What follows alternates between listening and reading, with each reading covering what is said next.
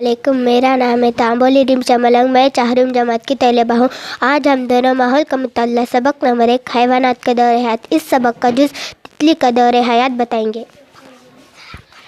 अस्सलाम वालेकुम, मेरा नाम शेख नुमैया मोहम्मद है। मैं 4वीं जमात की तालिबा हूँ। चितरंगी तितली की मादा रुई के पत्तों पे अंडे देते हैं। इन अंडों से 6 से 8 दिन में लार्वे निकलते हैं। इन लार्वों को सुंडी कहते हैं। आम ज़बान में हम उसे अल्ली कहते हैं। सुंडी अंडों से बाहर निकलते ही खाना शुरू करती है। ये बहुत खाती है और बड़ी होकर अपनी कचली उतारती है। ये ऐसा 4 मरतबा करती है।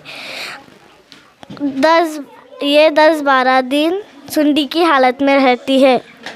फिर सुंडी किसी तने की गंठ या फिर पत्ते पर रेशम जैसे धागे से गुच्छा बनाती है। वो इसके मुंह से निकलने वाले मादे से बनता है। वो इस गुच्छे से अपने आप को अंदर बंद कर लेती है। इस हालत को प्यूपा कहते हैं। खौल के अंदर तितली 11 से 12 दिन रहती है।